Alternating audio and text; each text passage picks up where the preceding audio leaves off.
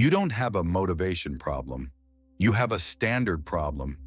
You say you want more money, more strength, more respect, more freedom. But your daily behavior doesn't match your ambition. You want discipline, but you negotiate with alarms. You want success, but you avoid discomfort. You want transformation, but you protect convenience. And here is the truth. You are not becoming who you could be. You are becoming who your habits are training you to be. Every morning you wake up with potential. Every night you go to sleep with excuses. You scroll because you're tired.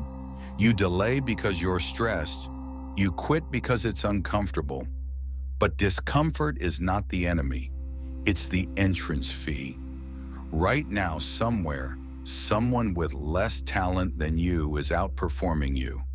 Not because they are smarter, because they are consistent.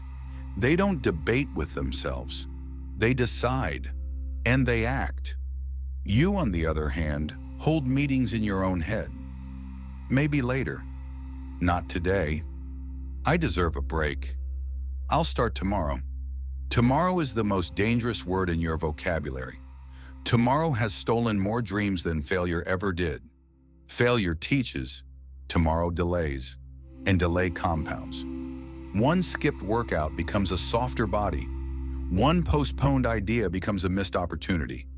One ignored risk becomes a life of safety. You don't collapse overnight. You drift, slowly, quietly, comfortably. And drifting feels harmless because it is gradual. You don't feel the cost immediately. You feel it 5 years later when someone else is living the life you said you wanted. And while you repeat that loop, someone else is building. Right now, not dramatically, not loudly, not posting about it, just building. There is someone your age, with your background, with your resources. The only difference? They don't negotiate. When they say 6 a.m., they stand up. When they schedule deep work, they disappear. When they commit to training, they show up. No emotional speech. No cinematic moment, no waiting to feel ready. And here's what you don't see. You don't see the compound effect. If you waste just 2 hours a day, that is 730 hours a year. Over 30 full days. A month of your life, gone. Now multiply that by 5 years. That's 3,650 hours. Almost half a year of working time. Half a year. Do you understand what half a year of focused effort can do? A business built, a body transformed, a skill mastered, a reputation earned. And while you delay, someone else compounds. You don't lose in one dramatic collapse. You lose quietly. 5 years from now, you meet that person. They look calmer, stronger, sharper. Their confidence is quiet. And you will tell yourself, they're just different. No, they enforced standards while you negotiated with yours. They accumulated discomfort. You accumulated distraction. They invested. You consumed. And that gap will not feel fair, but it will be earned. The most painful part, you will know it was avoidable. The difference was not talent, it was tolerance. Tolerance for boredom, tolerance for repetition, tolerance for not being entertained. Right now, your biggest addiction is stimulation. You cannot sit still. You cannot work deeply.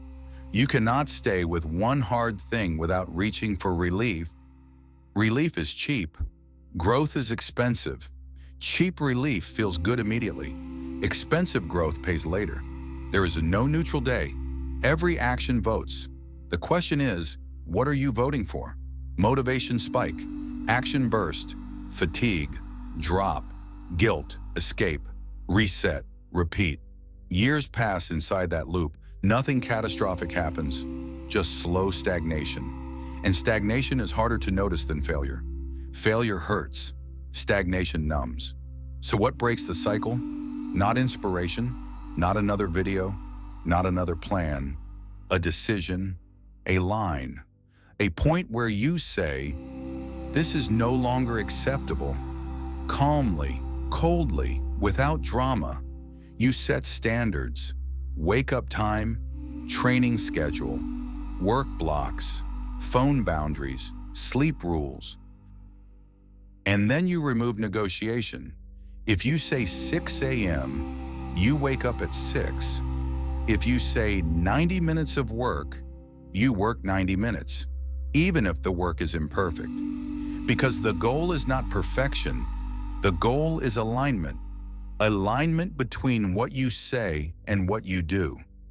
Once alignment strengthens, your identity shifts, your posture changes, your speech changes, your tolerance for mediocrity drops, self-respect returns, and self-respect is addictive. More addictive than comfort.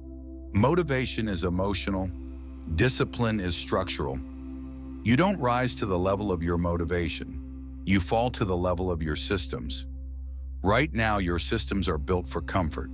Notifications on, no tracking, no enforcement, no consequences. So comfort wins, every time. But imagine a different version of you. Alarm rings. You stand up immediately. You train even when tired. You work even when uninspired. You execute even when uncertain. Not because you feel powerful, because you decided once, and you obey that decision daily. Freedom is not doing what you feel like doing. Freedom is not being controlled by what you feel. Right now, your feelings control you.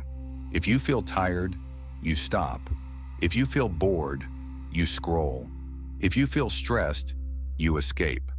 Escape has become your coping strategy. Scrolling, streaming, snacking, sleeping more than necessary, not because you are lazy, because you avoid friction.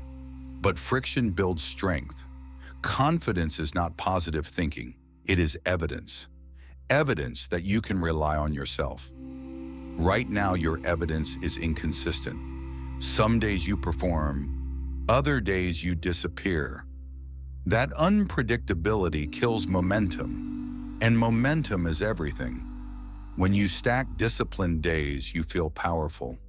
When you break the chain, you feel disappointed. And disappointment triggers avoidance. That is the loop.